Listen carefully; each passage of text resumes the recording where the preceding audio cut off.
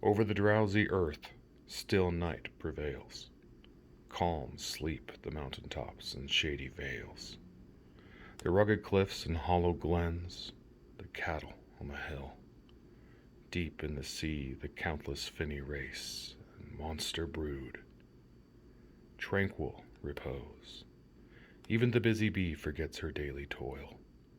The silent wood no more with noisy hum of insects rings, and all the feathered tribes, by gentle sleep subdued, roost in the glade and hang their drooping wings.